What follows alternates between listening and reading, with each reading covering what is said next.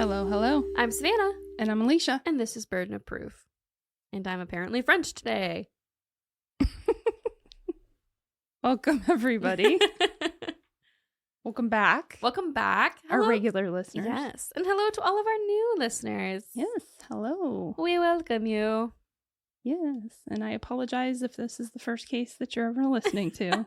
I think that this is going to be one that is like right up my alley, but also terrifies me at the same time from what I've heard so far. Yes, absolutely. Because of your fear of Mormons. Okay, listen. It's not a fear of Mormons. It's really more a fear of, what's that one guy's name? Which one? The fundamentalist guy? The one from Keep Sweet, Pray, and Obey. I have not watched that yet. Let me look it up. I just had a lot of nightmares that he was going to come get me. He's going to come steal you away. Yes. In the night. You think I'm lying? I had nightmares about this. Woody, though? You have tattoos. Warren Jeffs. I kept wanting to say Jeff Warren, but Warren Jeffs. Warren Jeffs, yeah. It's more nightmares specifically about that. But we talked about this when I did Lori Vallow. Like, my nightmares around particular sects of Mormonism. It gives me the heebie-jeebies, if you will. Well, this particular sect probably will not. Okay, cool. The cult that's, yes, branches off from this particular sect of Mormonism will terrify you. All right. But I'm So- excited to be scared, Okay, cool. I'm excited. We haven't done I'm a glad. cult case in a hot minute. Yeah. I think the last one was the Love Has Won cult. Is that the last cult we did? Did you do that before or after Lori Vallow? I mean, that wasn't really a cult, but they kind of, It's arguable. the whole thing they got into Yeah, was kind of arguable. Yeah. But I think the last true cult case we did. Yeah. This is out of my wheelhouse. I usually leave the cult stuff to you. I love the cult stuff. I hate the cult stuff, but there was something about this one because part of it takes place in Ohio. So, I'm always Ohio. But something about this one just really grabbed my attention. And I think that the reason that I had an easier time with it was because they were Mormons and then they kind of broke off. And that to me makes more sense than a lot of other cults do. Yeah. I understand that. I have at least 2 cult cases on the back burner. So they're coming this year. We're going to get more cult stuff. If you want more cult stuff, please tell us. If you have preferences, let us know. We love to cater to that. But at least 2 more cult cases this year spread out over time. Nice. Maybe. Very good. Yes. I will leave that in your hands. So today's story is ultimately about the Kirtland cult murders and their cult leader, Jeff Lundgren. Hold on. Kirkland? Like Kirtland? Kurt. I thought this was a I thought this was a Costco cult. No.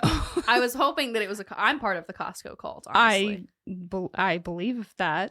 I believe there could be a Kirkland. I think cult. there is one. They made Kirkland signature merch and they were selling it at Costco, and Nicholas and I really almost bought it. He was very into the Kirkland signature merch. I could see him wearing Kirkland's signature merch. He does, yeah. But no, this is Kurt with a T. Okay. Kirt land. Okay. Out of Kirtland, Ohio. Ah. Okay, cool. All right. It ultimately is about that, but I am going to start with some background on the Mormon Church for anyone who's not familiar with it. Yes. And even those who are a little familiar often don't understand how far back it goes and how it branched off and all of that. So I'm going to do my best to briefly get you up to date on that. So I think that it's important to understand that because, like I said, the reason that I hate cult cases is because I'm just completely baffled and maddened by how people can get so sucked into cults and not have like a wake up moment of like, no, that goes against like everything I know and everything I believe as an individual. But I think that this makes sense. I think that it helps us understand how these followers started following Jeff Lundgren because, to be honest, it was not his good looks or charm that got him followers. Okay. And I know at some point you're going to pick up your phone and look at pictures of him. I'm going to do it right now. And so if you hear Savannah giggling in the middle of this, that's probably why. So should I start or shall I let you look him up? See? I told you. If you want to giggle along with me, please look at our social media. Because if it's this first picture that just came up, you're going to understand. Wow. All right. Okay. All right. So the Mormon Church, otherwise known as the Church of Latter-day Saints, or LDS, was started by one Joseph Smith. Much like any 14-year-old, Joseph began questioning the Christian faith and all of the differing denominations.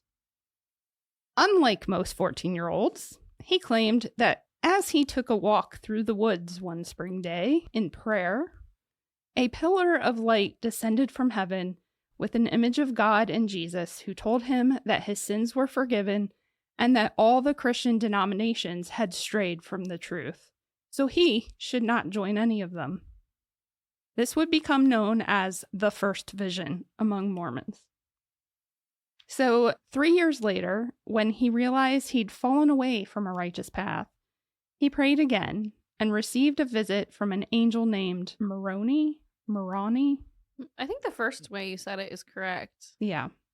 Who told him there's a book written on gold plates that contained the, quote, fullness of the everlasting gospel, and was conveniently buried nearby. So Joseph went looking for it and found a box buried in a hill just a few miles from his family farm, but was told by Moroni that he was not to touch the gold plates yet. The angel instructed him to return on that same day, September 22nd, each year for the next 4 years, to be instructed further on the mission that God had for him. 4 years passed, and in 1827, Joseph dug up the gold plates, but Moroni warned him not to show anyone else. Yeah, I didn't know it was 1827. Oh, yeah. Why did I think this was like an early 90s thing? Or, I mean, like a 70s. Like, I thought it was way sooner than that. Oh, no. Mormonism's been around for a long time. I think I knew that because I've been to Salt Lake and to temples in Salt Lake and stuff.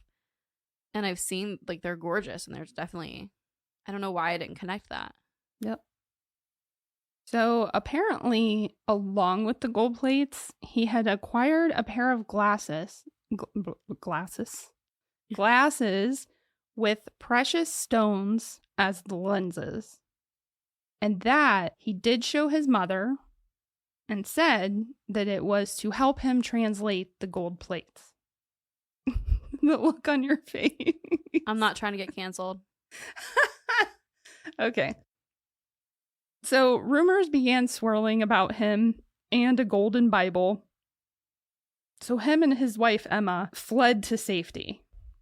They were in, I believe, New York. Mm-hmm. They fled to Pennsylvania, where her family lived. Now, as you can imagine, it was a wild ride for Joseph as he translated the plates with more angel interactions, including a visit from John the Baptist, who gave Joseph and then his assistant, Oliver Cowdery, instruction on what their powers shall be, and he named Joseph the first elder and Oliver the second elder of the Church of Christ. In June of 1829, Joseph finished his translation, and the Book of Mormon was published by the spring of 1830. As you can imagine, someone preaching from a new book as if it was the same as the Gospels did not go over well, and people of the LDS Church faced intolerance just about everywhere they went. Still, they grew. One of the first places they settled was in Kirtland, Ohio, while other missionaries proceeded west to Independence, Missouri. For 6 years, Joseph Smith stayed in Kirtland and announced 65 revelations, but he then led a larger group to Independence, Missouri, after God revealed to him that Independence, Missouri would be the New Jerusalem. Regardless of Missouri being the New Jerusalem, Joseph maintained that Kirtland was the headquarters And so they began to build the first LDS temple. In 1835, Joseph published 138 of his revelations in a book called Doctrine and Covenants, and 65 of those revelations would be named the Book of Commandments. There continued to be pushback and even angry mobs of people protesting Joseph's teaching and the LDS Church, which led them to start a new settlement in Nauvoo, I think is how it's pronounced, Nauvoo, Illinois, which grew to be as big as Chicago was at that time. Oh, wow. They received a city charter, allowing them to essentially run themselves, and they started a local militia. Joseph became both the mayor and the military leader. He's like the president. Mm-hmm. Then in 1843, things started to get weird. Or weirder, depending on how you look at it. Joseph announced 2 new revelations. 1, the dead can be baptized. And 2, polygamy is not only permissible, but is sometimes required. I keep waiting on there to be a salamander. Isn't there a salamander somewhere? I think that is like the salamander led him to the box with the gold plates or something. Or something like that. Yeah, I think that's just a detail. That, okay. I mean, there's so many details. I'm just trying to give you the... I knew there was a lizard of some kind. Yeah, I have heard that. I don't know. That's okay. Exactly, but, you know, it's a lot to unpack, and I'm... Whew. So we're doing our best here. So the polygamy bit caused division among the Mormons and greatly increased the anti-Mormon tone amongst Christians. Right. By 1844, Joseph ended up in jail after a series of troubling events, some of which are that he announced he was going to run for president. He preached a sermon where he claimed that those who obey God's commands can become gods themselves. And then he ordered the destruction of a local newspaper that had printed opposing views. Oh, yes. No free speech. Joseph and his brother were both killed in jail, which caused a battle over the leadership of the LDS Church and Mormon movement. This ultimately divided them, with a large group taking exodus following a leader named Brigham Young, who went to Salt Lake City, but the others remained kind of spread out between Illinois, Missouri, and Ohio. Mm-hmm. The group that remained, or I should say groups that remained in the eastern states, predominantly rejected the idea of polygamy and eventually held a conference to form the Reorganized Church of Jesus Christ of Latter-day Saints. Yes. The Utah LDS Church continued with polygamy until 1890, when the church president, this is a tongue twister, Wilford Woodruff, renounced it after the state made it illegal. Right. I also want to clarify, we talked about Warren Jeffs at the beginning of the people who give me nightmares, and I don't actually think that they were Mormon. So forgive me if I'm wrong about that. I thought they were fundamentalists. They are. Okay, they are. So that's what we're going to get to. Oh, okay, cool. Look at me on track and everything. Yeah. That was my next line. Oh. Is it was then the fundamentalist sect that began in 1890. Yes. Because of that, it divided them again. So here we are. We got 3 different groups. Okay. Of the LDS Church. You know, just when I think I understand Mormonism, I learn more things. There you go. So ultimately, it's important to know that while Mormons do believe in Jesus, just as Christians do, they also believe that God continued to send prophets and that Joseph Smith, among other church elders, have been those modern-day prophets. If you'd like a deeper explanation, I highly recommend the Time Suck podcast listed in my sources. Dan Cummins deep dives into his topics and has a great detailed explanation on the LDS Church in part 1 of this story about Kirtland cults. But he also did a past episode just on Mormons. So okay, cool. The Reorganized Church of Latter-day Saints deemed themselves as the true followers of the original teachings through the Book of Mormon. Of course, the other LDS sects say the same thing. Right, but it's, So it's been a battle. Apparently, may still be a battle, I'm not sure. But one of the most important of those teachings that I mentioned earlier is Joseph Smith's belief that Missouri was to be the New Jerusalem. The RLDS Church believed that this was to happen through whatever means necessary, including force or bloodshed at some point. Okay. Not saying that they will start it, just saying that that's just part of the prophecy, right, I guess you would say. All they really knew beyond that was that Joseph Smith claimed that God would anoint a leader like Moses to, quote, redeem Zion. So Jesus can reign here on earth and lift the curse of Adam. Moving on. That's, of course, a very generalized explanation. Yeah. But I hope that everybody gets the idea of, like, what we're dealing with. Okay? Yeah. So another more progressive view that the RLDS Church took later in 1984 was to allow women to take on leadership roles in the church. What? Me with my little girl brain? Oh, if I think really hard. And it would be those two views that I just discussed that would have a hand or be the key views that Jeffrey Lundgren would then use to gain a following. Okay. So I see where we are. We're connecting. All right. Now, before we jump into his life as a cult leader, though, let's go back to the beginning, because there's been red flags his whole life. Okay. So, Jeffrey Don Lundgren was born May 3rd, 1950, in Independence, Missouri, the eldest son of Donald and Lois Lundgren. The entire Lundgren family was sort of RLDS royalty, if you will. Oh. With several of Jeff's grandparents being leaders or Sunday school teachers. Jeff's father, Donald, had worked his way to elder status, despite his reputation for being a real man's man, or gruff kind of man. Mm-hmm. I just say that despite because he doesn't sound like a real likable guy. Okay. You know? Yeah. Like, it sounds like he's kind of arrogant and right stuff, so it's hard to, like, picture that in any sort of church setting, like, right, that he would be able to do that, but he did. He and Lois were devoutly faithful, but not necessarily popular, as I just said. Yeah. Donald found much success in life, and they liked to make sure everyone knew it.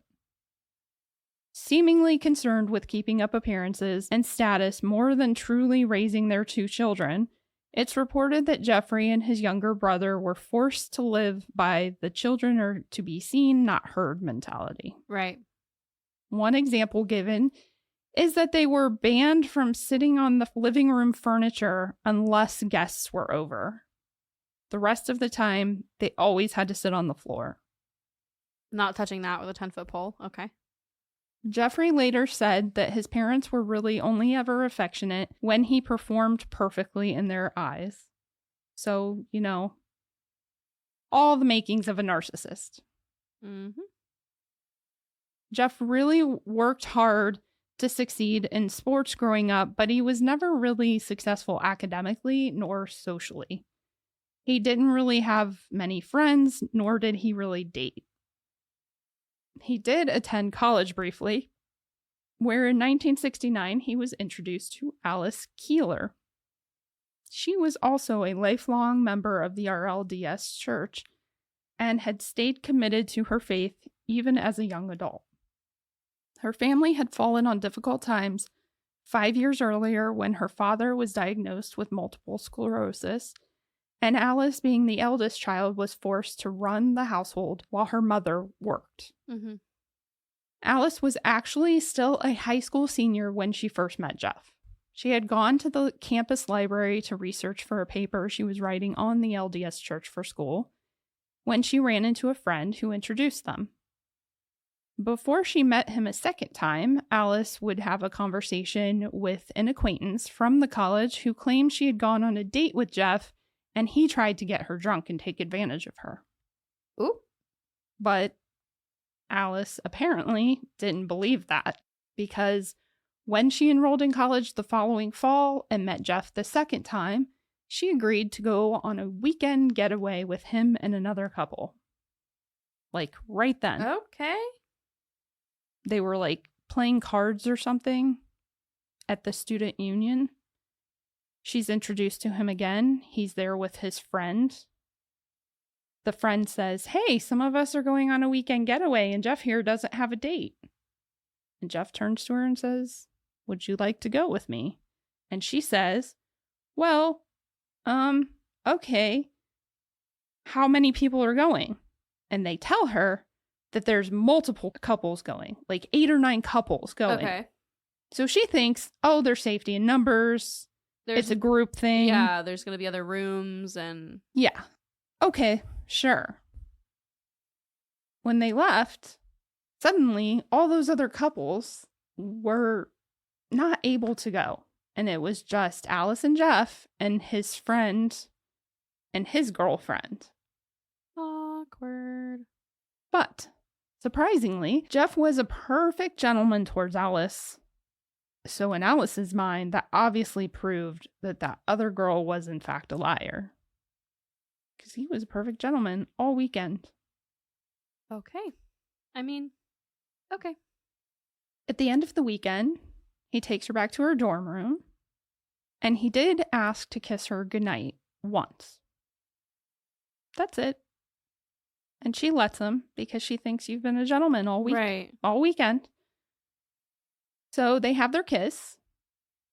And then Alice goes in her dorm room. And before she could settle in for the night, her phone rang. Jeff was calling to see what her schedule was the following day, because he wanted to walk her to classes. I heard that right. He didn't just want to grab a coffee or like catch up with her at lunch. He showed up the next day and walked her to every single one of her classes. No, that's not happening. The gentleman that he was, he sent her roses every day that first week. Oh. And continued to escort her. He continued to escort her everywhere she went on campus. Okay. So. Wait, it gets weirder. Oh gosh. Okay. So I was just going to say, like, Nicholas and I are high school sweethearts. A lot of you guys know that. It's hard to say high school sweethearts when we're 22 and 24, but yeah, whatever. But you know. Yeah. But he was known to, like, spoil me when we were dating. Like, he brought me flowers a lot. He brought me, like, lunch a lot and all this other stuff. But not every day for a week. Like, it gets weirder. Like, a normal amount of being spoiled was, like, flowers once a month. Or more than, like... My most serious boyfriend in high school would send me flowers on our weekly anniversary until we got to the monthly anniversaries, and then every month he would send. And even doing that, the first month when I was getting like flowers, because they always delivered at the same period. Mm-hmm. My teacher was like, "Okay, you got to tell this kid to stop. This is disruptive." Yeah, it's getting weird every week. No, but like but like a normal rate of flowers and like, gifts for your first starting to date is not, you know, roses every single day. Yeah. What do you, I mean, they don't die that fast. What are you doing with them? Yeah. Well, I don't know what she was doing with them, but it gets weirder. Oh, gosh. He also called her every night to tell her what she should wear the next day. Nope. No. And when she did not wear what he suggested, he looked very upset. He had a visible emotional reaction to it. Nope. Call the police. And on those phone calls, as soon as he got done telling her well, this is what you should wear and blah, blah, blah. Then he would say goodnight and he's like, you need to go to bed now. It wasn't like well, I'll let you go because you probably need to go to bed. No, it was okay, I expect that you will go to bed as soon as you get off this phone call. Yeah. Then, call the cops. Then she caught him watching her while she was in classes. He would just be sitting outside her class, just watching her through the window, the door, whatever, I guess. Oh my God. No. Dating is terrifying. Giant red flags to most of us. But one might argue that it's everything the RLDS church has prepared her for. Yeah. They may not teach it overtly, but there is definitely a culture that women have their place and they do not get the same freedoms as men. And their place is to find a husband. Right. And to settle down and to have children. So apparently Alice didn't view it as problematic. And when he asked her to marry him after only a week or so of stalking. Oh my God. Dating. Sorry. She accepted. There was just one obstacle, though. At the time, Missouri law allowed women to legally marry at 18 without parental consent, but men had to be 21. That's interesting. Think about that. Yeah, that's... Why is that? Okay, I think we're just going to let the implications of that one sit. Jeff was 19, and he knew that his parents would not consent. In fact, he told Alice on day one that his mother wouldn't like her because her name was too plain. Lois wouldn't like Alice because her name was too plain. Oh my gosh. Make it make sense. Well, that's a stupid complaint, even if her name was like... And who says that? Like, who says that to a person? Who says that to a person on day one? Like, on their weekend trip? Who says that? That's weird. Again, red flag. But, shockingly, though they couldn't get married, the devoted gentleman suddenly changed his tune and began pressuring Alice for sex. And lots of it. Oh, so icky. Because, after all, they're going to get married, so... No. Caught up in all the controlling and sex, Jeff failed all of his classes that semester, and Alice was terrified of losing him should they be separated.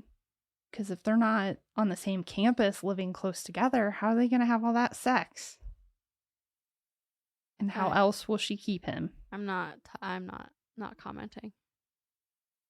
She also wanted out of her obligations to her family, so they devised a plan to force his parents' hand on consenting to the marriage, and Alice got pregnant.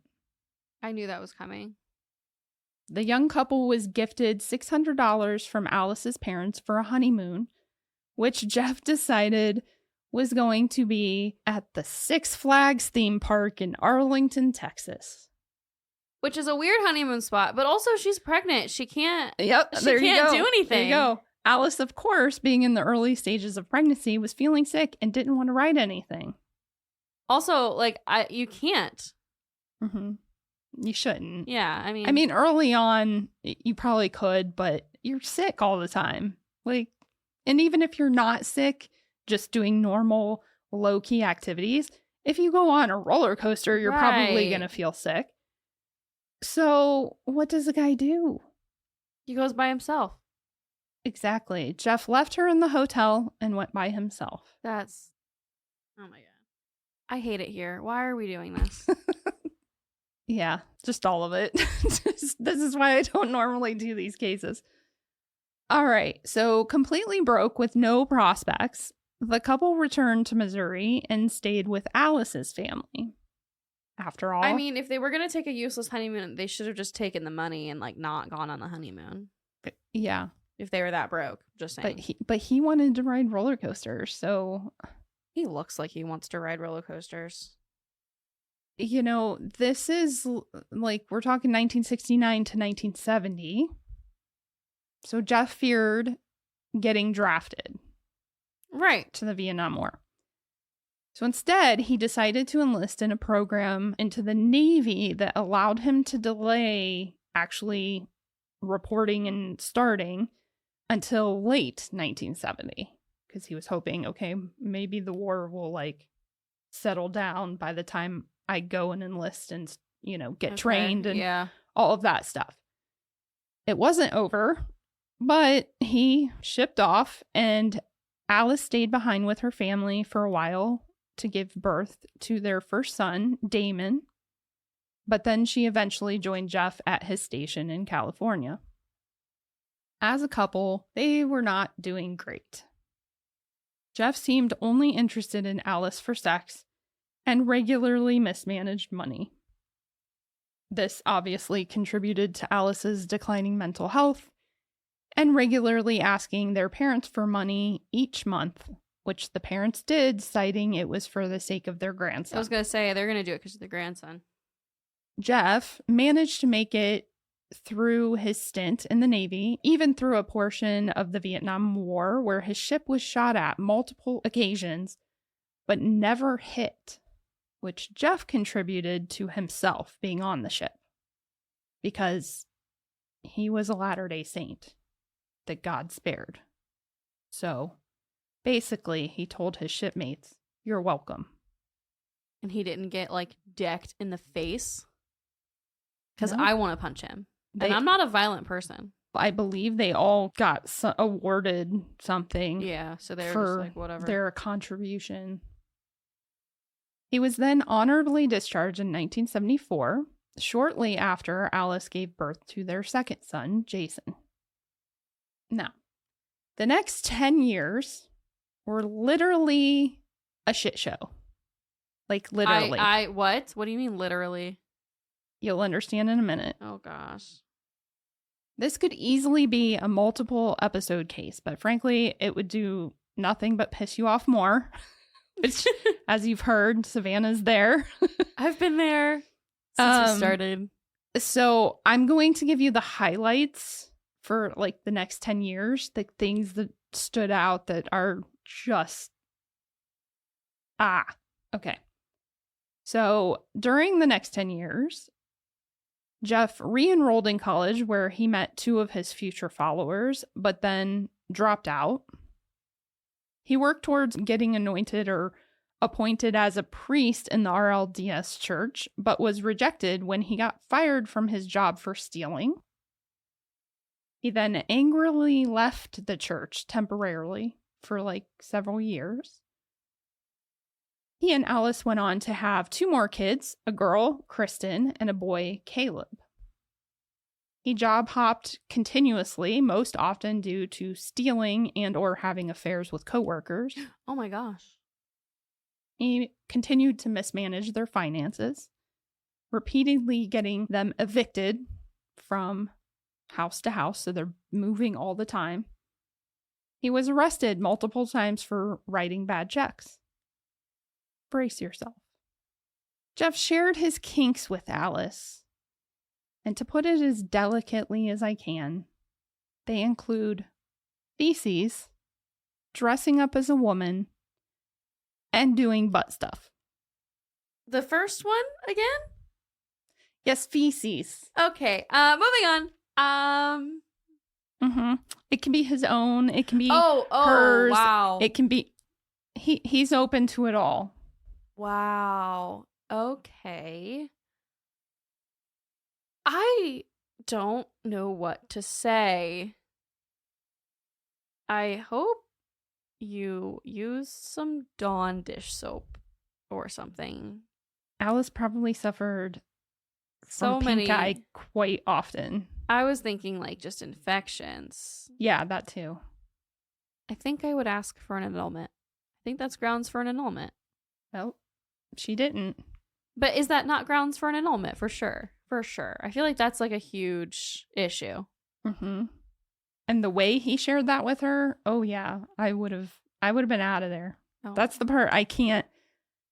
just use your imagination. Or if you really want to hear the stories, like I said, he shares it on Time Suck podcast. You can go there and listen to the stories of how that came about, because it just seriously like made me want to vomit. I want to vomit right now. So Jeff reportedly also became physically abusive towards Alice after their daughter was born, including the time when she refused to do butt stuff to him, and she ended up with a ruptured spleen. Oh my gosh. Yes. Again, I will say, if you want to hear that story, I can share that story. I will. I don't know if I want to. Okay. Go ahead. So he had already been doing the feces stuff. And then she came home one day and he's like, you need to give me a bath. And then she's like, okay. So she bathes him. He's like, now you need to put my hair in curlers. So she does that. And then he says, and you need to do like, give me like a manicure and a pedicure. And then I need to put on one of your nightgowns. She does all of that. And then he hands her a strap on. And he's like, now you need to put this on and rape me. And she said, no, that's not going to happen. And so they got into a physical altercation in which he like picked her up and threw her against a wall or something. And that's what ruptured her spleen. With his hair in curlers and her nightgown. Yep. Just wanted to make sure everybody understood the visual that we're getting here. Yep. There you go. You deserve a gold star for saying that out loud. I could not have said that out loud. So imagine how bad the feces stuff is. So, yeah. I with love, I'm not going to imagine how good. and I let me say this, because Dan Cummins in Time Suck, he talks about how he's like, people have come after him for kink shaming and stuff, but when he's talking about the feces stuff, he's like, I'm sorry, I don't care. Like, that is crazy. So I will say this. Yeah, the feces stuff, I'm sorry. Like, I guess if you manage to find a partner that is okay with that, like, more power to you. But at what point, like, it's just not sanitary. Like, there's so many actual scientific reasons that it shouldn't be done. But let me say, my point of view on kink stuff is like, I've said it before, I'm a simple woman. Like, that's fine. And if you have a partner that is down with it, my problem is with kinks is that I've heard so many stories about one partner having a kink and the other person isn't really okay with it, but like they're sort of nudged into doing it because it becomes like don't you want to make me happy? Like, that's the whole point. You're supposed to make, well, yeah, like if they don't mind doing it, like to me, there's a difference. There's a difference between like being like, well, I don't get off on that, but like, I don't mind doing it. And like, I really don't want to do that. Right. I feel personally that we know our listeners pretty well. And I don't think that any of them they're not going to bat an eye at this conversation, A, and B, they know what we mean when we're like, that's just gross. It's not about. And this, to me, this especially. Yes. Is he's trying to force her to do things that she doesn't want to do. And that's not consensual. Yeah. I don't care what you do behind closed doors. I mean, I kind of care if it involves feces, but like, most of the time, I don't really care what you do. Have fun. Use a safe word. I don't care. But as long as everybody's, in agreement and consenting and there's communication beforehand. But like, right. This is not that. And it's just weird, I mean, yeah, but like I said, to me, the most important thing about this story, though, is that it wasn't consensual. Yes. None of it. Even the stuff that she was doing. Right, and that's my point. Was not truly consensual. She just did it because she was scared that he was going to leave her if she didn't. Well, even though sounds like you may have been better off. She absolutely would have. But unfortunately, there's that, well, I'll get into it. I'm about to get into why that's such a thing. So, regardless of ending up in the hospital with a ruptured spleen. Yeah, and that's a big deal. Your spleen is a big issue. Yeah. Alice stayed by his side. Nah, Mm-mm. And actually what he does after she comes home in recuperation is a whole nother thing too. It's just terrible. It's terrible. All of it's terrible. But if you want the details on that, again, listen to Time Suck. Here's the thing. Some speculate that Alice was almost as crazy as Jeff, while others believe that she was likely just a product of the culture, which I'm honestly inclined to believe. I mean, I definitely think that she had mental health problems, but I don't know how much of it was natural and how much of it was just she's in an abusive relationship. Of course she's going to have mental health problems. Yeah, I mean, that is the reality. Also, the reason that I say that is that according to my sources, the LDS Church believed that women are forever sealed to their husbands, whether they divorce or die. They are spiritually sealed to their husbands. Whereas men can choose to be sealed to multiple wives, whether they practice polygamy or not, meaning they could choose to divorce a wife and then, oh, I've broken the seal. I'm not sealed to you anymore. I'm going to go marry a second wife and be sealed to her, is how I understand it. So women are forever sealed to their first husband, and they could divorce and they could move on, but then they would always be sealed to multiple men. Well, no, in their minds, they can't be sealed to a second one. So their second marriage wouldn't be recognized by the church. Okay. Is how I understand it. Yeah, that tracks to me, but I mean, it doesn't, but it does. It's confusing. Right. Welcome to the club. Yes. I mean, we're all a bit confused, but that's where we are. You know, even if we were talking just like a truly strict Christian belief, I could understand her being scared to leave. Yeah. Because they think that that's like one of the worst sins, honestly. Despite them not having gone to church in several years after Jeff got pissed that they rejected him from the priesthood, those ingrained beliefs run deep. Oh, they for sure do. I've just heard it so many cases. It doesn't matter if they leave, they still struggle with what they were raised on. Yep. But by 1983, Jeff was apparently over his anger at the church, and the family was regularly attending again. And Jeff believed himself to be heading towards priesthood yet again. All their financial troubles began to fade as well when the church offered to assist them with bills through a fund they held for low-income families. And then they met a local doctor, Jim Robbins, who was looking to improve his spiritual life through communal living. And he decided, I want to help you. But he wanted to do communal living. So it was supposed to be a give and take. And he understood that he had more resources. But, he figured you'll contribute what you can. I'll contribute what I can. This is a little fuzzy in the timeline on that. So I'm assuming it's before they attempt to do communal living with the Robins. It was reported that a friend of Alice's was taken by surprise on a day that she went into the home. She noticed that the family's kitchen was bare bones. Mm-hmm. And I mean, they got 4 kids. Right. But then her and Alice go out somewhere for the day. And upon their return, she looks and their whole porch is filled with groceries and other necessities. And she's like, oh my gosh, what is this?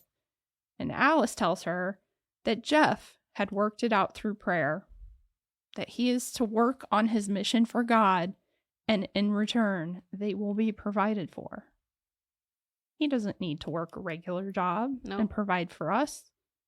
He has a mission for God. Okay. Don't you worry, though.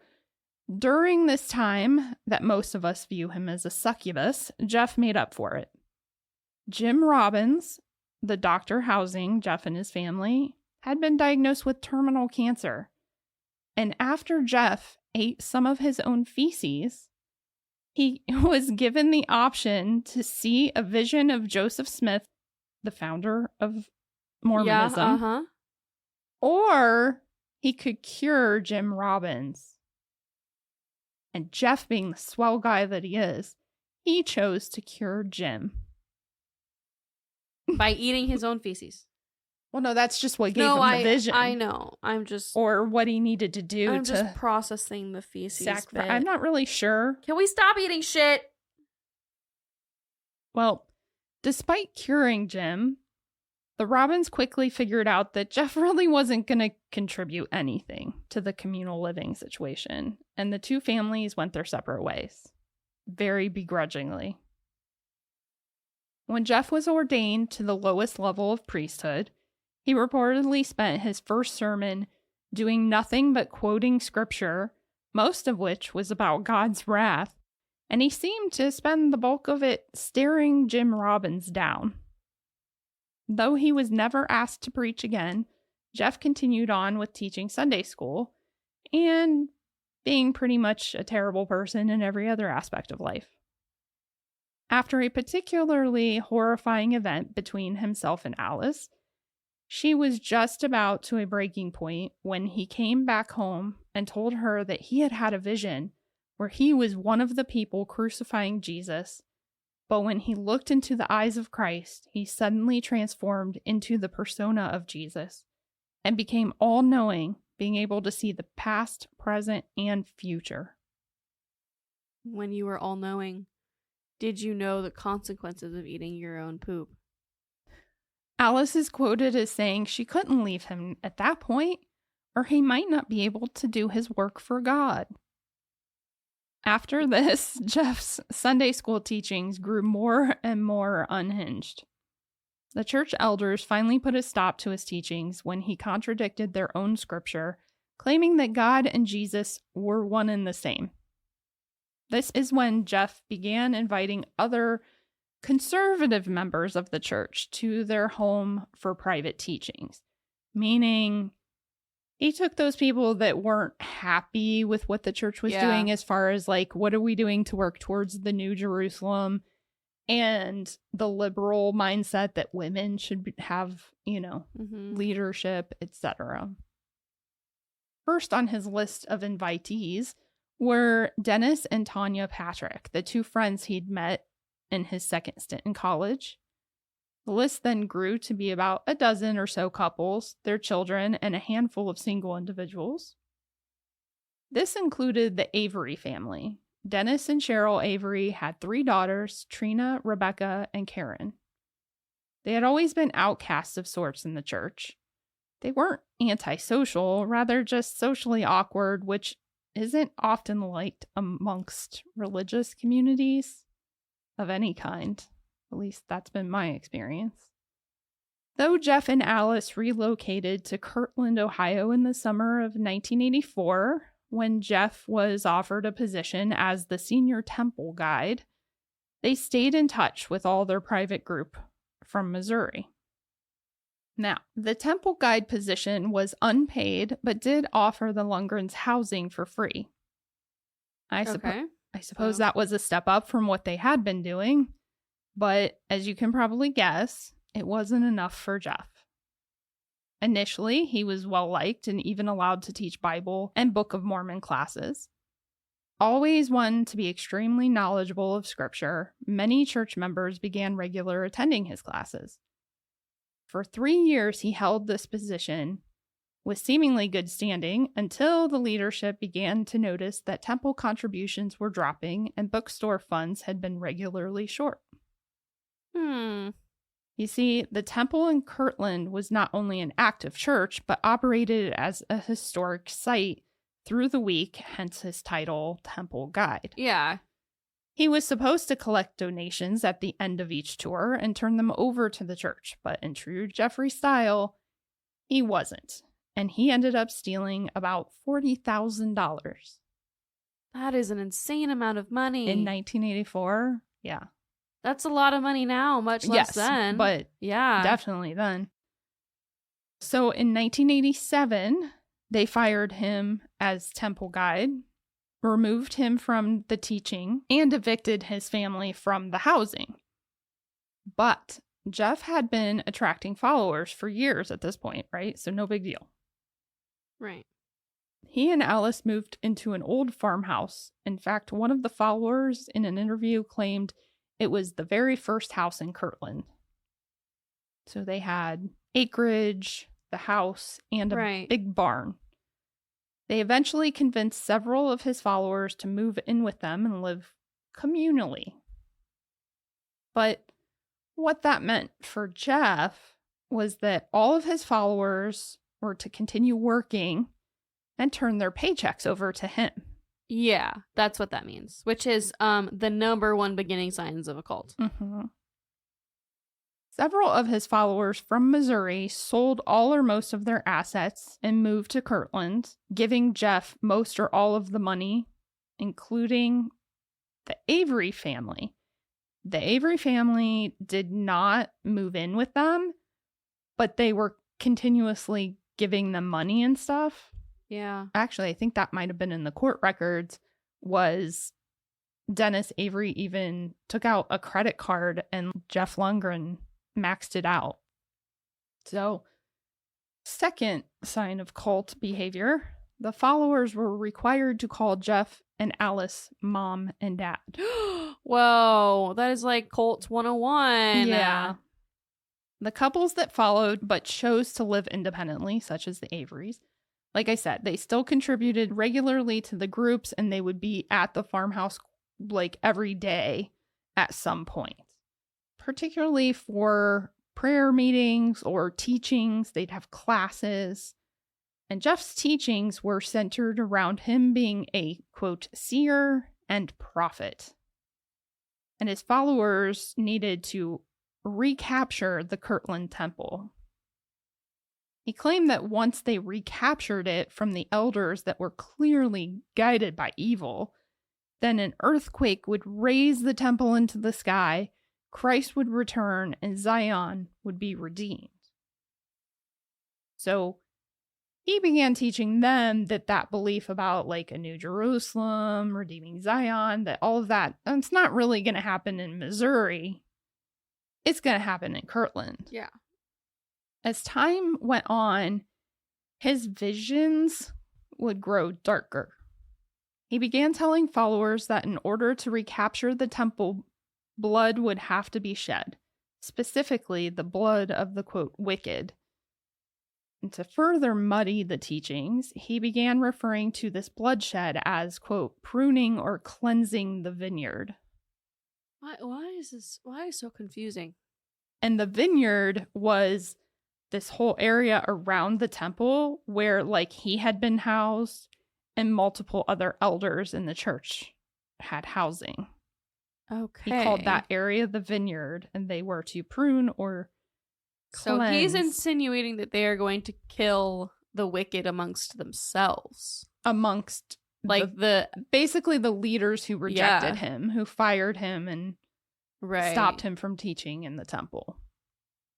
So all the men began a regimen of paramilitary training to prepare for an assault on the temple. And Jeff proclaimed that May 3rd, 1988, his 38th birthday, would be the day that they execute the plan. He stressed to the followers that everyone was to, quote, take care of their own sins so that they could be clean on the day of restoration. The plan was, essentially, to kill all the leadership of the Kirtland Temple who lived in the nearby houses. They believed that once those wicked people were dead, God would send the earthquake to create a mountain which the temple would sit on top of, and they would all get to meet Jesus.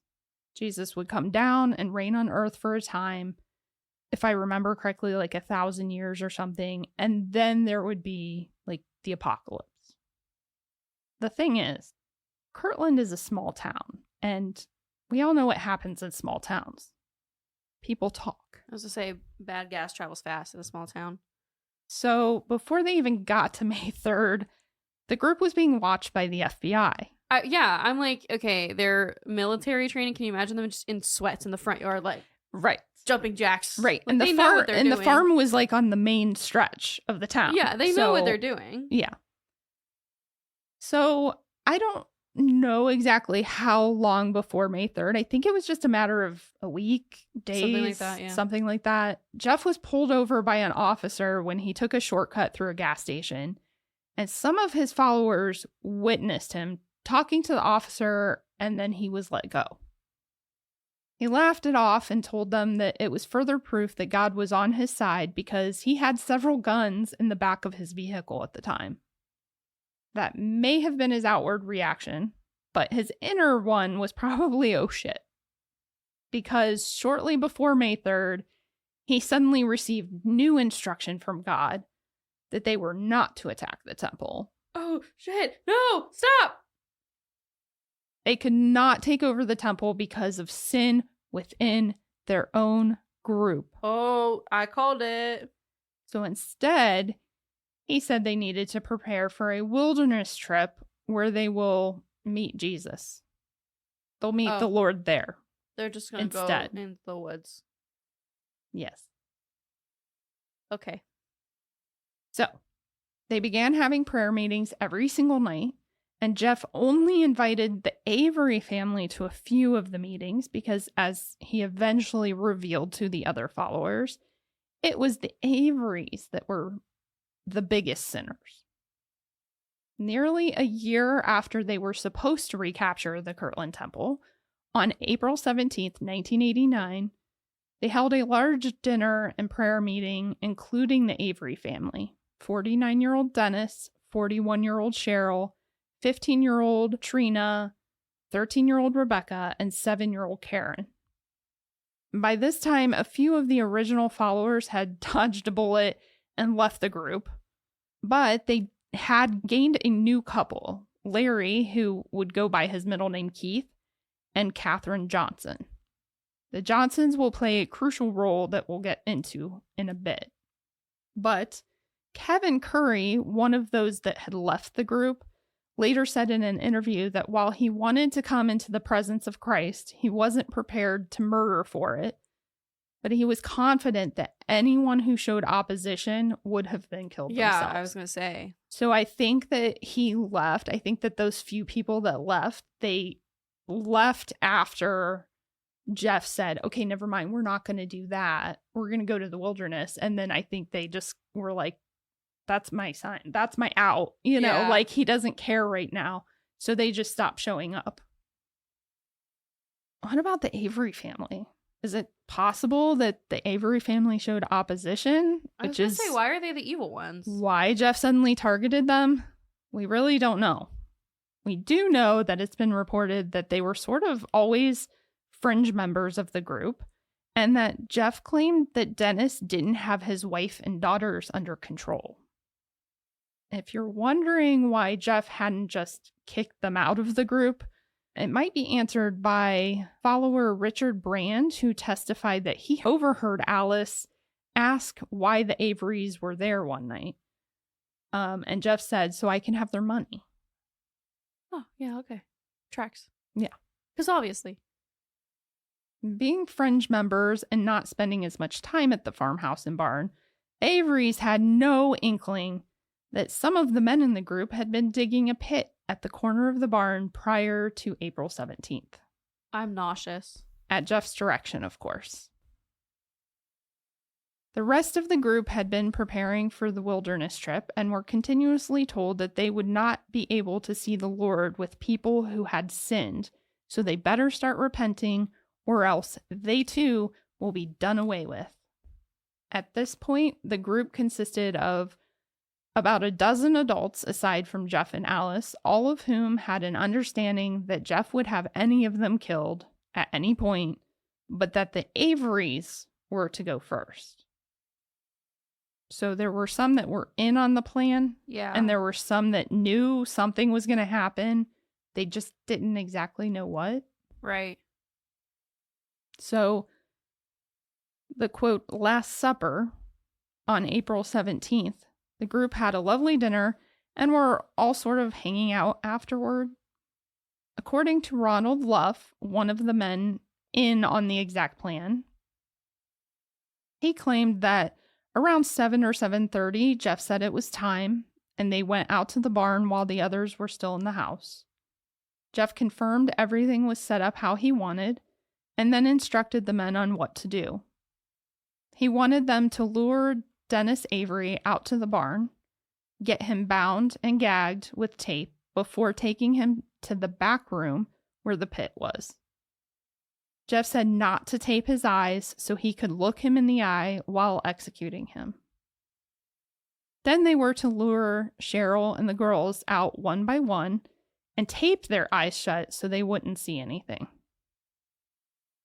Ronald went back to the house and told Dennis he was needed in the barn.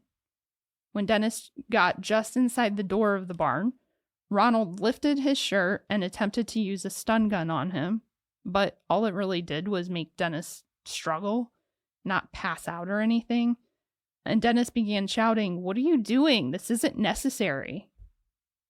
Once they had him bound, Ronald told two other guys, who I believe were Richard Brand, possibly Jeff's son Damon, and or another guy that I'll talk about coming up. I think his last name's Kraft. I want to say his first name's Daniel.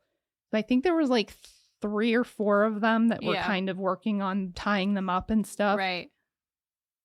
They get him bound. They take Dennis into the room and they place him before the pit. And then they tried to leave the room real quick. As they opened the door, they heard the first shot. And Ronald was outside of the door. He grabbed it and yelled at them to keep the door shut. So they ended up being forced to stay in the room as Jeff fired 2 more shots into Dennis Avery. Greg Winship's part was to run a chainsaw outside of the barn to mask the noise of the gunshot. So all the people in the house just heard like a chainsaw running. The chainsaw. Yeah. And I think everybody kind of knew that means something's happening, but they didn't know exactly what the plan was. Right. When Jeff was ready, Ronald went back into the house and told Cheryl that Dennis needed her outside. As they forced her to the ground, Ronald told her not to struggle, that it would be easier for her if she didn't. So she didn't. Right. Ronald and Richard took her to the back room and they say placed her into the pit, but I don't know how you place somebody in the pit. Like, I feel like they would have just had to push them in. Yeah, who knows? And then Jeff took his shot, hitting her in the back of the head. Next was 15-year-old Trina. Ronald told her that her mother needed her to come out to the barn, but once he got her out there, Ronald said they're going to play a game, and they just taped her eyes and her mouth. Ronald testified that when he put her in the pit, Jeff shot and he heard, "Ouch," and then a bit of a cry before she went silent. This is horrible. This is horrible. I have my wall up so that I don't start sobbing. Yeah. They basically repeated that with 13-year-old Rebecca. And then Ronald went into the house to get 7-year-old Karen. Karen had already been asking where her mom was, and Susan Luff, Ronald's wife, testified to telling her that, "Oh, well, your mom will be right back. It's okay." Ron went back into the house and offered to take Karen out to the barn to see the horses. Of course she wanted to go. She's a 7-year-old girl. So she excitedly jumped on Ronald's back when he offered her a piggyback ride. I hope. They bound and gagged her and covered her eyes with tape. Ronald put her in the pit, and he testified that he saw Jeff shoot. He saw Karen's head and immediately turned and left the room. Jeff instructed the men then to fill the pit, and he went back into the house. While they meticulously filled the hole in layers of limestone, rock, and then dirt, Jeff went back inside and told everyone, "We're having class." Jeff's cousin Sharon Blunchley stated in an interview that she and Susan Luff, Ronald's wife, were crying. And Jeff told them they were not to cry because it was God's will, so to cry would be sinning. He then told the group that the vineyards had been cleansed, and they could now all go to the wilderness and be with the Lord. So they officially began making the rest of their plan and preparing. They were temporarily delayed when the FBI and Kirtland police showed up the next morning. They were just too late. That sucks. This is horrible. Mm-hmm. I can't process this. I hope that justice is had, because if it's not, I'm gonna, well, I don't know what I'm gonna do, but I'm gonna do something. Well, hang on. Just hang in there. I know this is a long one, but hang in there. Unfortunately, the FBI and the police were not aware of what happened the night before. Well, no, I mean, how would they know? They were just there to further investigate the group's conspiracy to take over the Kirtland Temple. And the group quickly caught on that all their questions were relative to the temple and nothing about the Avery family. And even though that was their chance, any of them that were upset about the killing of the Avery family, whatever, that was their chance, but not a single one of them spoke up about what happened. They each went through questioning with the FBI agents and told them that they were there willingly. We don't know anything about a temple raiding, and we're just all here willingly. The cops took a look around, but found nothing in connection with the conspiracy. I'm shaking my head. Y'all just can't see it because this is a podcast. But just imagine, just shake your head with me. Why? Shake your head with me. Why? So the cops and the FBI left without making any arrests because, I mean, they didn't find anything. They didn't find any solid evidence that showed that they were gearing up to attack the there church. Wasn't blueprints laid out, you know? So that night, the group then took off for the wilderness, which Jeff decided was at a campsite near Davis, West Virginia. Some of the followers found work there to financially support the group, and the men continued their military training. 2 weeks into their trip, Jeff informed the group that because of Dennis Patrick's sin, he would be removing his wife, Tanya, and their daughter from his tent, and that she was to be Jeff's wife now. She is my wife now. I'm taking your wife. Because he now needed to practice polygamy. Of course he did. More people to witness the poop. Mm-hmm.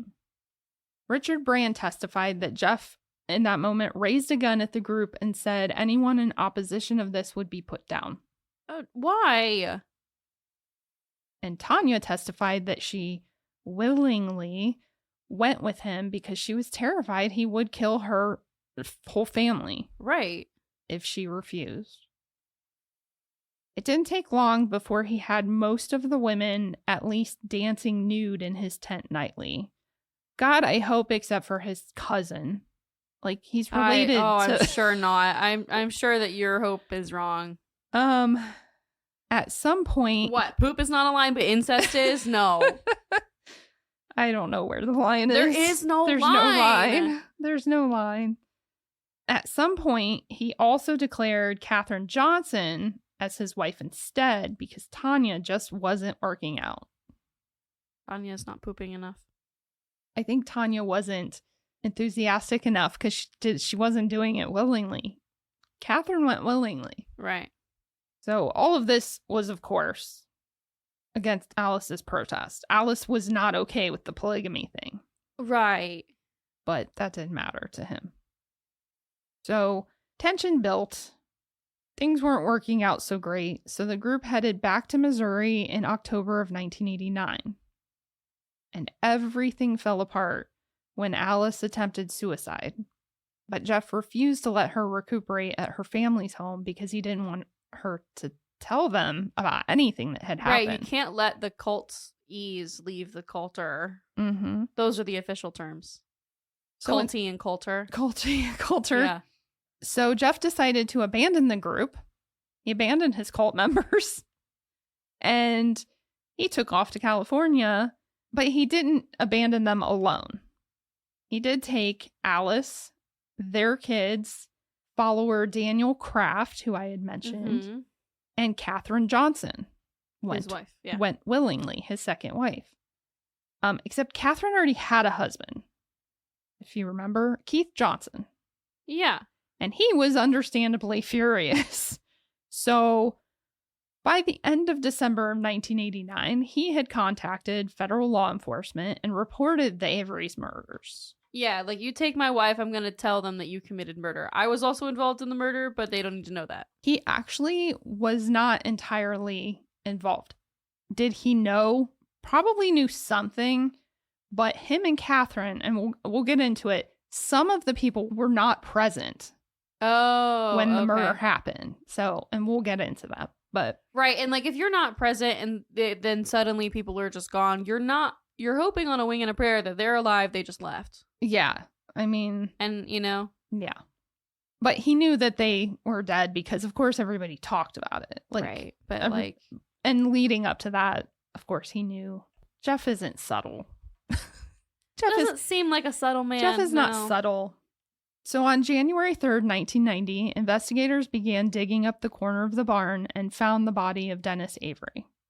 The following day, they recovered the bodies of Cheryl and their 3 girls.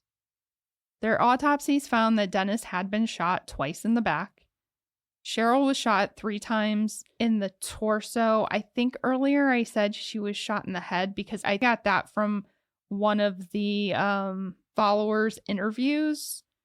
And they were present, but I don't think they were actually looking. It was one of the guys that wanted to get out of the room, but couldn't get out of the room. Right. So obviously, we're going to go with the autopsy. My apologies for mixing that up, but, or not confirming that. You're not forgiven. You're not allowed to make any mistakes, Alicia. Oh, goodness. Well, I mean, I should double check my mistakes before I start. It's okay. Reading. I didn't know with a body of water was a lake or a pond, so it's fine. Hopefully you listeners forgive us for listen, our shortcomings. A lot of information goes in and out of our brains. I'm a sinner for not getting it right. Anyway, the autopsy showed she was shot 3 times in the torso. Trina was shot once in the head and twice in the body. Rebecca once in the back and once in the leg. And Karen, the youngest, was shot once in the head and once in the chest. Investigators recovered the .45 caliber semi-automatic that Jeff had used. Jeff had bought the gun in 1987 and then sold it in West Virginia just before they left in October of 1989. It didn't take them long to track down Jeff either. He was found at a motel in California near the border of Mexico with his family and Katherine Johnson. He and Alice had already made arrangements for her family to pick up their 3 underage children, with plans to flee with the oldest son, Damon, Katherine Johnson, and Daniel Kraft. Instead, they were all arrested and taken back to Ohio to face charges. 8 other followers were also arrested and charged on various crimes as well. And because this case is so long, and I didn't really want to do 2 parts. I mean, they did it. There's no question of that, nor was there really any challenging evidence that makes it like a nail biter of trials. Several of them made plea deals for lighter sentences, making it even easier. So I'm gonna touch on each person and like what they ended up getting sentenced, etc. And then we'll focus a little more on Jeff and his trial and whatnot. Right. So the first to go to trial was Alice, and hers was possibly the most controversial. As it turned out, Alice was not at the farm at the time of the murders. She had left with their son Jason to shop for equipment needed for the wilderness trip. Despite this, she was sentenced to 150 years on 5 counts of aggravated murder and kidnapping. Whoa. Yep. That seems wrong. She will not be eligible for parole until 2092. That doesn't seem right. I have questions about... Yeah. But the thing is the aggravated murder. She didn't commit aggravated murder if she wasn't there. The murder was because I think it's because she was involved in a lot of the plotting. Right. So that's conspiracy. It's but I mean, listen, I don't know. That's why it's controversial. It's controversial. But it had less to do with her not being present. Like a lot of people were in agreement of like, well, yeah, you still had a lot to do with this, but it had more to do with it being a much longer sentence than several of the men who were present and actively participated. That's what I'm saying. Like, that seems like a really long sentence, and I know that they're not all going to get that. There's just no way. Alice and Jeff's eldest son, Damon Lundgren, received 120 years to life on 4 counts of aggravated murder and kidnapping. I don't know why his was 4 counts.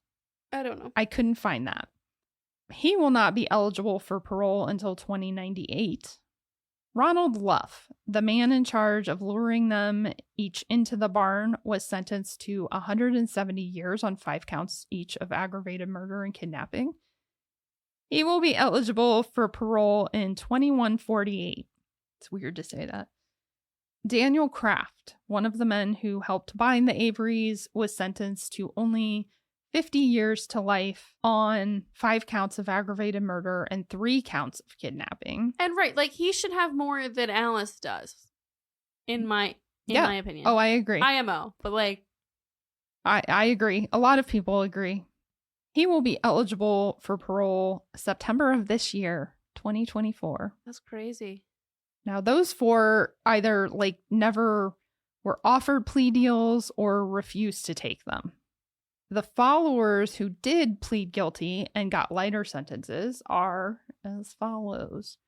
Jeff's cousin, Sharon Blunchley, who received 7 to 25 years on 5 counts of conspiracy to commit aggravated murder. Sharon was paroled on January 4th, 2011, after serving almost 20 years.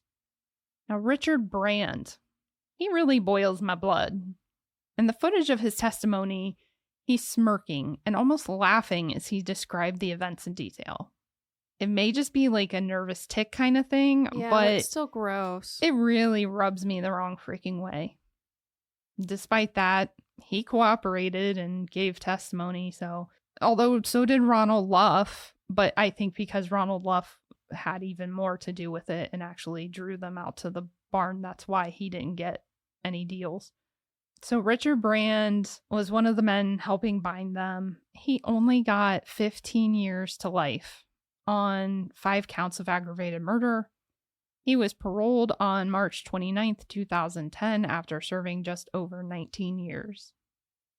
That's just ridiculous. I mean, I think that's ridiculous that he served slightly less time than the women that were in the house the whole time and really didn't, like, they knew something was happening, but they didn't know exactly what. And to me, that's wild. It is wild. It is some straight up BS is what it is. Ronald's wife, Susan Luff, was sentenced the same as Sharon, 7 to 25 years for 5 counts of conspiracy.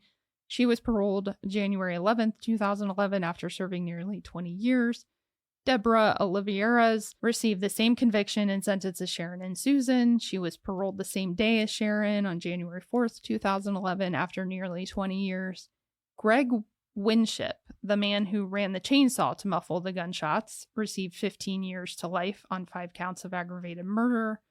He was paroled December 30th, 2010, after nearly 20 years. Katherine Johnson, Jeff's second wife, was sentenced to just 1 year for obstruction of justice because she had been at home with her actual husband, Keith, at the time of the murders. So she just got obstruction because she took off with them to California and didn't turn her in. But Keith didn't get anything because he's the one that turned it in. Right. And that was probably part of his deal, if I had to guess. Yeah. So Catherine was released on August 23rd, 1991. The group members that were arrested but did not serve time included Dennis and Tanya Patrick because they too were at their apartment when the murders took place. And they had received a sentence of 18 months for obstructing justice, but they ultimately just ended up being placed on probation for a year. Right. Now, for the piece of poop profit. Drum roll, please.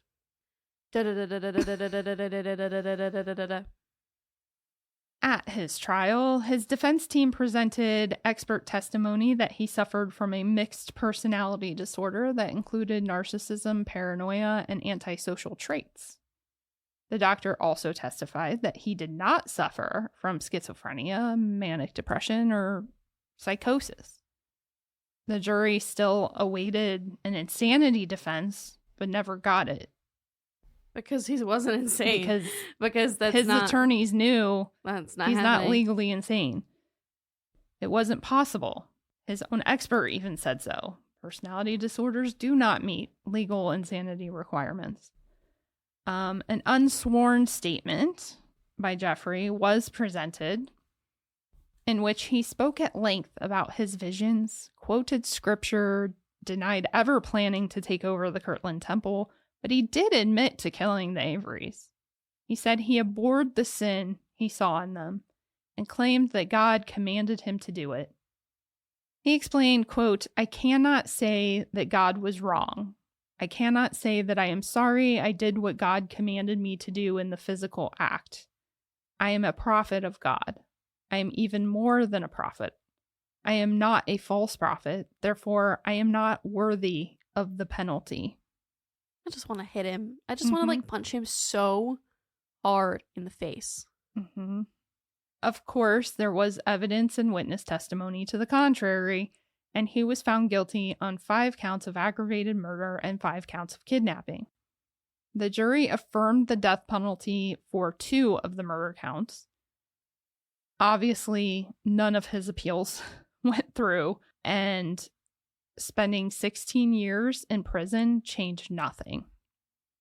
On September 20th, 2006, he was interviewed for possible clemency. The interview lasted an hour and 40 minutes. Jeff took the first hour to read a prepared statement. Oh, God. Because, of course, he did. I'm nervous. In it, he shared who his role models from the Book of Mormon were and various passages of scripture. He said that he believed the end of times was near and that he had to build a city where he and his followers could dwell together in a place of refuge and escape the enemy. He thought that place was Kirtland, and he pointed out that all the Mormons who came before him failed to do it, so he had to. He had to. He compared himself to Moses and claimed that the Lord communicated with him to go and get the sacred records, which is what led him to the temple. And when he received more visions and spent time studying the patterns in scripture compared to the patterns of the church and his followers, it was clear that he was commanded by God to commit the crime because it would be a cleansing that would save his own family. He went on to say that he had found redeeming love and would like the parole board to, quote, redeem him and grant him clemency. He shared that his support system consisted of his wife, Catherine, who he officially married in 1992 or 1993. That's like him saying, like he couldn't remember if it was 1992 or 1993. And their 16-year-old daughter, who would travel to Ohio from Missouri every year to visit him. He had no contact with any of Alice's children. When they asked him why he presented no defense at trial, he claimed that he only found out his attorneys would not present a defense an hour before the trial, and that they instructed him not to look around and to show little to no emotion. When asked how he felt about killing the Avery family, he simply said, burdened, but did go on to say he was a, quote, a wretched man who should not have judged the Avery family, and that he should have tried to save them. He also admitted that he had misinterpreted the scriptures.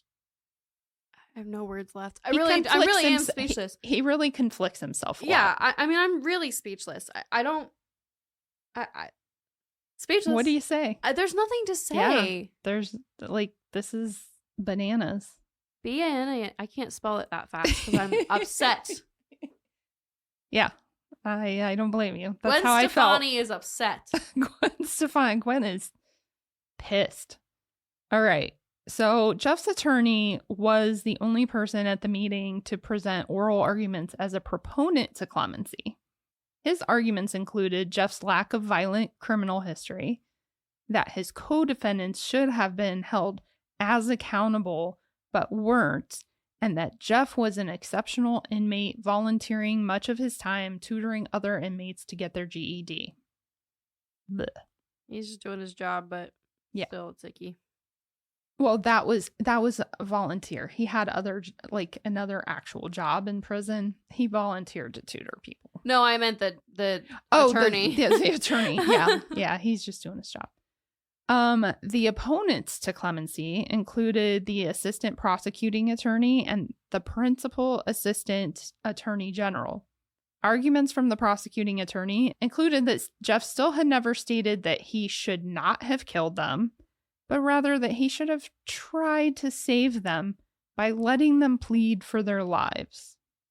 She also countered one of the defense attorney's arguments by stating that if the board considered current sentencing options as mitigation, then they must also give equal consideration to the current aggravating factors, which include specifically killing a child under 13 years of age. Does that make sense? Yeah, I mean, it's frustrating. The whole case is so frustrating. I just meant the way that I worded the sentence. I hope I wasn't confusing. No, it made sense to me. But... The assistant attorney general countered several arguments as well, but I think the most impactful one was when he brought up Jeff's claim that the scriptures told him how to do the killings. Because there's a scripture that it talks about killing people and covering them with stones or something. Okay. So, it says fill the pit with stones in the scripture. So the attorney general posed the question if the same scriptures told him to have his followers first pour limestone on the bodies to speed the decomposition process. Because that's what they did. That's what they did. Finally, victim statements were read by Cheryl Avery's niece, Renee Webster. She read 3 statements, one on behalf of each of Cheryl's brothers and one on behalf of Cheryl's cousin. The board had also received a letter from Judge Paul H. Mitrovich. He stated, such a person does not have the right to ask for clemency when he gave no consideration to others. He absolutely does not have the right to be in that room. All 8 members of the parole board voted to recommend for the clemency to be denied. The governor followed their recommendation, and Jeffrey Lundgren was executed on October 24th, 2006. His final statement was, quote, I profess my love for my God, my family, for my children, for Kathy. I am because you are. Push the meds. Was it lethal injection, you said? Yeah. Yeah. Push them. Push them faster. Yeah. And of course, I'd like to share 2 final things that I came across because you know me. I'm always wondering, where's everybody now? Yeah, where are they now? So first, I found an article from November of 2007 stating that the property that Jeff and his cult had lived on was sold to New Promise Church and that the barn was scheduled to be demolished. I confirmed that New Promise Church is now located there and have even countered a poor Google review that I don't know why somebody would do this, but somebody gave them a bad Google review and said, there was a cult there in the 80s and 90s. That doesn't have anything to do with this church. This is a totally different denomination of whatever. But they countered it by saying that the property has a new promise and purpose, and they are redeeming the land and giving God the glory. So take that as you will. I don't know. I just thought it was funny that that was ridiculous that somebody would give a Google review like that. And finally, not to end off on a sad note, sorry, Jeff and Alice's 3 younger kids, I really had hoped that they got away from them and that maybe they had a real good chance to have a good life. I couldn't find anything for certain about Jason or Kristen, the 2 older ones. Yeah. But their youngest son, Caleb, was arrested in 2010 for child abuse and endangerment when he confessed to throwing his 3-month-old daughter across the room, fracturing her skull because he was high on meth. Oh, no. So that sucks. Yeah. Because he was young when all of that, like when all the culty stuff was happening. That's rough. That just goes to show that your culty actions affect your children. people long after. So wow. I hope that I did it justice, Yeah. not doing it in 2 parts. I'm so sorry, but I did not want to talk about that. This case just like I dove in and I realized that I kind of don't want to talk about this because it just pisses you off every step of the way. Infuriating. But it was too late. I had to stick with it. And so I decided to touch, on the things that mattered. But yeah, there is so much to this case. So like I've said several times, Time Suck is also a good podcast. He covers everything. And no, I think you did a great job. I mean, that's a lot of information to fit into what we do. So yeah, this is a long one. It is a long one, but thank you for sticking here, for staying. If you made it to the end, boy, do you get a gold star. Yes. And do you have an emoji for this week? Go ahead and leave us like a family emoji on social media for the Avery family. I know there's not one. They had like 3 daughters, and I think that there's not one that's like perfect. So obviously we're not picky. But yeah, I think that's probably the best. That's a good one. Yeah. And probably listen to a palate cleanser. Yeah, we need a something else. But if you like what you've heard, always please, you can support us the best by leaving, good reviews, ratings, etc. on whatever platform you listen to, if possible. And that's it. Yeah, if you leave your emoji under any sort of social media post this week, you will be featured in Sunday's shoutouts. Other than that, if you want more behind the scenes content, you can see us on Patreon. We do live streams over there. Yep. I think that's all of our promos. Yep. Go Wildcats. I need to watch High School Musical after this. All right. This is a rough one, but you did a great job. And we will talk to you guys next week. Till next time. Bye. Bye. Thanks for listening, guys. Find us on Instagram and TikTok at Burden of Proof Pod and email us at burdenofproofpod@gmail.com.